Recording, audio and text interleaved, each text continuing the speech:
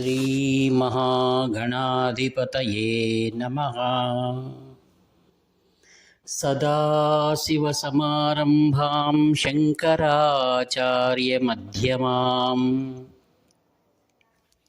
अस्मदाचार्यपर्यन्तां वन्दे गुरुपरम्पराम्।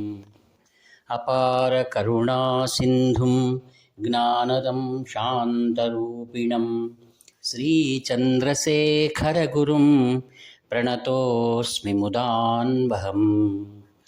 देवे देहे च देशे च भक्त्यारोग्यसुखप्रदं बुधपामरसंसेव्यं तं श्रीजयेन्द्रं नमाम्यहम्।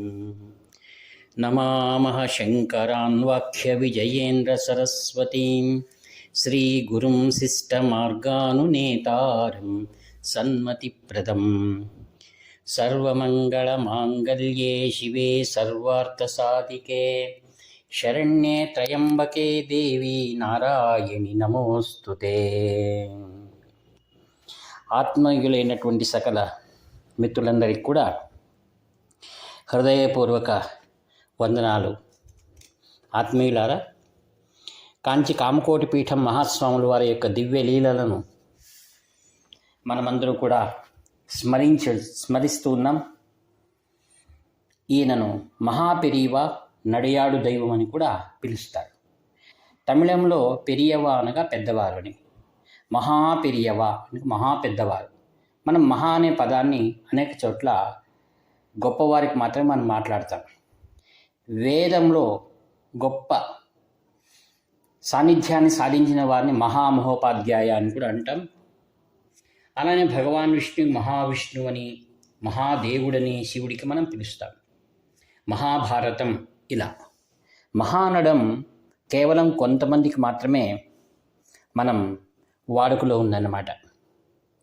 మహాస్వాములు వారు జీవించి ఉన్న కాలంలోనూ, అనగా సిద్ధి పొందక ముందు, సిద్ధి పొందిన తర్వాత కూడా వారి లీలలు సదా భక్తుల యొక్క మనోహృదయాల్లో ఎప్పటికీ అనుభవపూర్వకంగా తెలుసుకుంటూనే ఉన్నాం. నేటి ఈ యొక్క సామాజిక మాధ్యమాలు అయితే కోకొల్లలుగా మహాస్వాముల వారి యొక్క లీలలను ఒకరికొకరు పంచుకొని ప్రతినిత్యము కూడా వారిని స్మరిస్తూ ఉంటారు. మహాస్వాములు వారు స్మరణ మాత్రంతోనే అనేక దుఃఖాలను పోగొట్టుకున్న వారిని గురించి మనం జ్ఞాపకం చేసుకోవడం, దానివల్ల గురుభక్తి మనలో పెరగడానికి చాలా అనుకూలిస్తుందన్నమాట. మహాస్వాములు వారు చివరి యాత్ర అని చెప్పాము 1978-84 వరకు అని. మహాస్వాములు వారు ఆంధ్రలో మదనపల్లి అనేటువంటి ఒక ప్రదేశంలో వారు ఉన్నారు. అందరికీ చిరపరిచిత మదనపల్లె.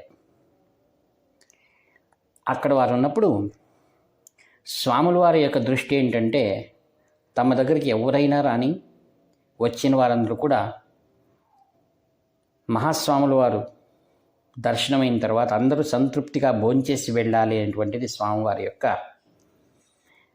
దృష్టి. అందుకోసం అక్కడ ఉన్నటువంటి వారందరూ కూడా వారి యొక్క ఉద్దేశాన్ని గుర్తించి భక్తులందరూ కూడా తగిన ఏర్పాట్లు చేసేటువంటి వారన్నమాట. ఆ విధంగా చిత్తూరు వద్ద ఉన్నటువంటి మదనపల్లె మహాస్వాముల వారి కాలం ఆ సందర్భంలో 3 పూట్ల కూడా వచ్చిన వారికి అన్నదానం మరియు ప్రసాదాలు విరివిగా జరుగునారంభించాయి. దానివల్ల పరిసర ప్రాంతాల్లో ఉన్న వారందరూ కూడా ఇక్కడ వెళ్తే తప్పకుండా ఏ సమయానికి వెళ్ళినా కూడా మనకు భోజనం దొరుకుతుంది అనేటువంటి గట్టి నమ్మకం పరిసర ప్రాంతాల్లో ఉండేటువంటి భక్తజనములకు అనిపించేది.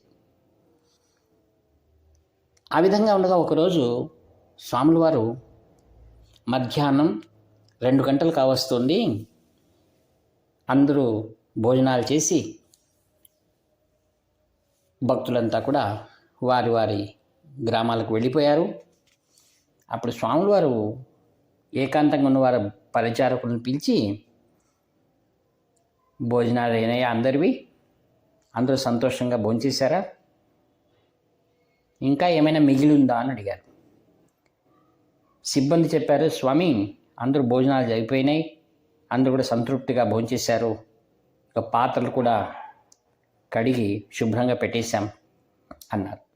ఒక 5 నిమిషాలకు స్వాముల వారు నాకు ఆకలి వేస్తుంది అన్నారు. వారికి ఆశ్చర్యమైంది. స్వాముల వారు పీఠాధిపతులు, వారు ఎప్పుడైనా ఆకలైంది అన్నమాట వారు ఎప్పుడు వినలేదు. పొద్దున్న భిక్ష చేసిన తర్వాత అయిపోయింది, వారు ఎప్పుడూ అలా అనరు. ఇది వాళ్ళకి చాలా ఆశ్చర్యం వేసింది. అందరికి కూడా ఒకరి మొహాలు ఒకరు చూసుకుంటూ ఉన్నారు. కొద్దిసేపు అయిన తర్వాత స్వామివారు ఉన్న దగ్గరికి కొత్త కారు ఒకటి వచ్చింది. దాంట్లో శ్రీమంతులైన కుటుంబం దంపతులు దిగారు. వారు ఏం చేశారంటే చాలా భక్తితో స్వాముల వారికి ఒక కలకండ పొట్లం మరియు పండ్లు స్వామివారి ముందు పెట్టి నమస్కారం చేశారు. స్వాముల వారు వారితో కుశల ప్రశ్నలని మాట్లాడుతూ, ఎక్కడి నుంచి వచ్చారు, బాగున్నారా, ఏం చేస్తుంటారు, అన్ని వివరాలు అడుగుతున్నారు. మెల్లిగా ఏం చేశారంటే అక్కడున్న కలకండ పొట్లాన్ని తీసి దాన్ని బాగా గట్టిగా ఒక రాయి తీసుకొని దాన్ని ముక్కలు ముక్కలు చేశారు. ఆ దెబ్బకు అక్కడ నా కలకండ అంతా కూడా చిందరవందరగా అయిపోయింది. స్వాములు వారు ఏం చేశారంటే ఆ పగిలిపోయిన దాంట్లో చిన్న ముక్క ఒకటి తీసుకొని కళ్ళు మూసుకొని దాన్ని నోట్లో వేసుకున్నారు. సామాన్యంగా అలా స్వామివారు ఎప్పుడు చేయరు. అలా వేసుకున్నారు. కొద్దిసేపు అయింది.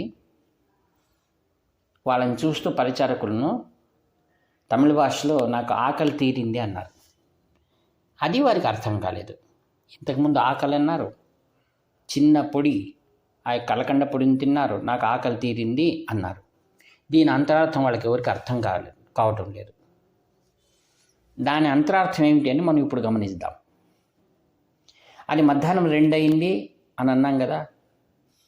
అక్కడ పక్కన పల్లెలో ఉన్నటువంటి కొంతమంది ఒక ఆయన లేచి, నేను మఠానికి వెళ్తాను, అక్కడ భోజనాలు ఎప్పుడూ ఉంటాయి, నేను వెళ్ళి భోంచేసి వస్తాను, నాకు ఆకలి అయింది అన్నారు. దోవలో వస్తున్నప్పుడు ఇంకొక ఆయన కలిసి, అవును నేను కూడా వస్తాను, అందరూ వెళ్దామన్నారు. అలా ఒక్కొక్కరుగా వచ్చి దాదాపుగా 25 మంది అయ్యారు. వాళ్ళు ప్రయాణమై వస్తున్నారు. స్వాములు వారి యొక్క విడిదికి ఒక ఫర్లాంగ్ దూరంలో ఉన్నారంతే వాళ్ళు. స్వామివారు తెలుసుకున్నారు కదా జ్ఞాన దృష్టితో. ముందే అడిగారు పరిచారకులను, భోజనాలు చేశారా, అందరూ వెళ్ళిపోయారంటే వాళ్ళు చెప్పారు, పాత్రలు కూడా తోమి అక్కడ పెట్టేశాము అని. ఆ సమయానికే ఈ యొక్క దంపతులు రావడం, స్వాముల వారు అక్కడ ముందర పెట్టడం, దాంట్లో ఒక్క ముక్క స్వామివారి నోట్లో వేసుకున్నారనమాట. అప్పుడు ఏం జరిగింది, ఆ వచ్చేటువంటి వాళ్ళలో ఒకడికి, ఎందుకోరా నాకేదో పొట్ట నిండినట్టుగా ఉంది, నాకు ఆకలిగా లేదన్నాడు. కాదురా నీవే కదా మమ్మల్ని రమ్మన్నావు, మేమంతా వస్తున్నాం, నీవే ఇలా అంటావు అంటే, ఏమోరా నేను వెనక్కి వెళ్ళిపోతా, నాకు ఆకలిగా లేదన్నాడు. మరొకడు అన్నాడు, నాకు కూడా అలా అనిపిస్తుందిరా, ఇంక వెళ్ళేది మేము అవసరం లేదు, రేపు చూద్దాంలే అని వాడు కూడా వెనక్కి తిరిగాడు. ఇలా ఒక్కొక్కరుగా అంటూ ఆ వచ్చిన 25 మంది కూడా మా కడుపు నిండింది అని వెళ్ళిపోయేశారు. ఇది మనకేమనిపిస్తుంది తెలుసా, పాండవులు అరణ్యవాసం చేస్తున్నప్పుడు శ్రీకృష్ణ పరమాత్మని అడుగుతారు వాళ్ళు, మా దగ్గరికి ఈ యొక్క ప్రజలందరూ వస్తున్నారు, వాళ్ళ భోజనాలకి ఏం చేయాలి అంటే, మీరు సూర్యభగవాను ఉపాసన చేయండి అన్నారు. ధర్మరాజు సూర్యభగవాను ప్రార్థన చేసినప్పుడు అక్షయ పాత్రను వృద్ధించారు. అక్షయ పాత్ర ఎలా అంటే, ఒక్కసారి అందరికి వడ్డించి దాన్ని కడిగి తుడిచి పెట్టిన తర్వాత మరలా ఆహారం రాదు. అప్పుడేం జరిగింది, ఒకరోజు కౌరవులు ఈ యొక్క దూర్వాస మహర్షిని పంపించారు. దూర్వాస మహర్షి దాదాపుగా 1000 మంది శిష్యులతో పాటు వచ్చాడు. వచ్చి ఈ యొక్క సందిగ్ధ పరిస్థితులు ఏం చేయాలా అని ధర్మరాజు ద్రౌపది ఆలోచించేస్తున్నారు.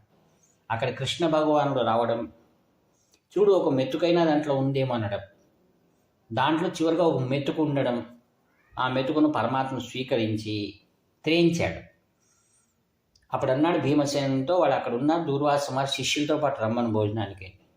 దూర్వాస మహర్షి స్నానం చేసి బయటకు వస్తున్నాడు. ఆయన పొట్ట నిండి అందరూ కూడా అక్కడ నది దగ్గర దొర్లుతున్నారు, కడుపు నిండిపోయింది. అప్పుడు కృష్ణ భగవానుడు మీకోసం ఎదురు చూస్తున్నాడని అంటున్నట్టు అప్పుడు అర్థమైంది వారికి, దూర్వాస మహర్షికి, ఇంత కృష్ణ భగవాను లీల అని. మహాత్ములు ఏ ఒక్క ముక్క కలకండ తిన్నంత మాత్రంతోనే అందరి ఆకలి తీర్చగలరు. అందుకే గురువుని ఎవరైతే స్మరిస్తూ ఉంటారో వాళ్ళకి ఎప్పటికి కూడా క్షుత్పిపాసామలాం జ్యేష్ఠాం అలక్ష్మీం నాశయామ్యహం అని శ్రీ సూక్తం చెప్తోంది. మనిషికి మన యొక్క సాధనలో అడ్డు వచ్చేటువంటివి వెనక ఆకలి దప్పికలు.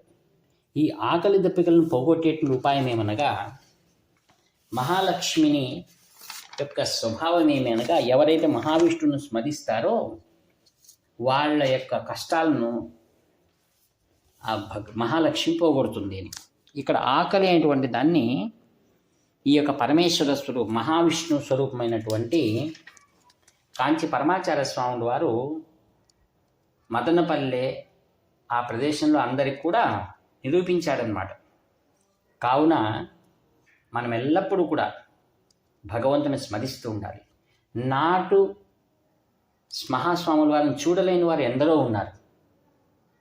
వారికి కూడా అనేక సార్లు స్వాముల వారు స్వప్న దీక్ష మరియు నయన దీక్ష ఇలాంటి దీక్షలు ఆయన ఇచ్చారు, అంటే దర్శనం ఇచ్చారు. ఆయన తమిళనాడులో స్వామినాథన్ అనే ఒక పెద్ద ప్రవచనకర్త ఉన్నారు. ఆయన మహాస్వామి వారిని చూడలేదు. అయితే 10 ఏళ్లుగా మహాస్వాముల వారి యొక్క ప్రవచనాలు అపరంపరంగా తమిళ భాషలో చెప్తారు.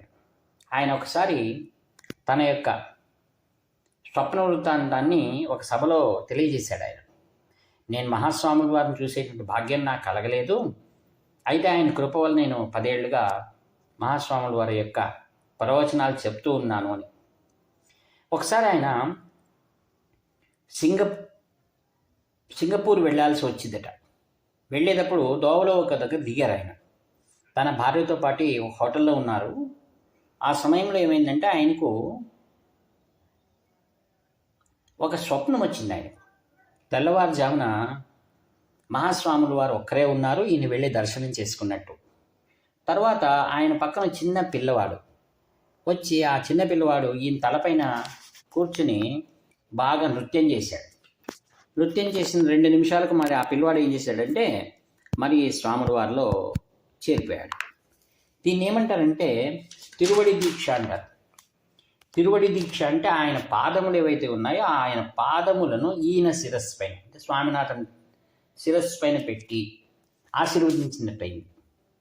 అంటే ఆయనకు ఏదైతే ఒక కోరిక ఉండింది, మహాస్వాముల వారి దర్శనం నేను చేసుకోలేకపోయాను కదా ఆయన ఉన్నప్పుడు, ఇలా నాకు ఒక్కసారైనా దర్శనం కావాలనేటువంటి ఏదైతే కోరిక ఉంది కదా, ధర్మయుక్తమైన కోరిక, దాన్ని స్వాములు వారు నెరవేర్చారు. అంటే తిరుపాదములు అంటారనమాట. అంటే పవిత్రమైన ఆయన పాదముల కింద, నేను ఒకసారి మీకు చెప్పాను, శంఖ చక్రములు, మత్స్యము ఏవైతే మహావిష్ణువు యొక్క పాదములలో ఉంటాయో అవన్నీ కూడా మహాస్వాముల వారి యొక్క పాదములలో ఉన్నాయని ఒకసారి మీతో చర్చించాను.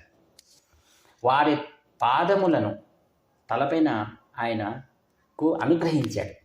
అంటే స్వాముల వారు ఉన్నప్పుడు కూడా కొంతమంది భక్తులకు ఆయన వారి శిరస్సు పెట్టి ఆయన పాదాల దగ్గర పెట్టినప్పుడు వారికి అనుగ్రహించడానికి తన పాదాలను కూడా ఆయన తలపైన పెట్టినట్టు దృష్టాంతాలు మనం విన్నాం. అలానే ఒక్కొక్కసారి శ్రేష్టమైనటువంటి శాలువలు ఇవ్వడం, రుద్రాక్షమాల ఇవ్వడం, తాను ధరించినటువంటి బిల్వ దళాల యొక్క హారముని భక్తులకు ఇవ్వడం, అలా మహాస్వామి వారు చేశారు.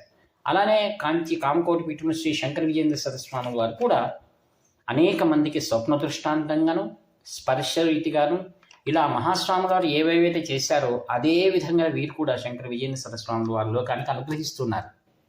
కావున 70 పీఠాధిపతులు శ్రీ శంకర విజయేంద్ర సరస్వతి మహాస్వాములు వారి యొక్క లెక్కలేని లీలలు మనం ముందు తరంగాల్లో చెప్పుకుందాం.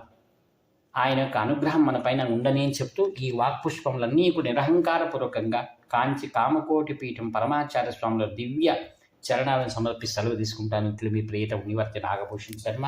హర హర శంకర, జయ జయ శంకర.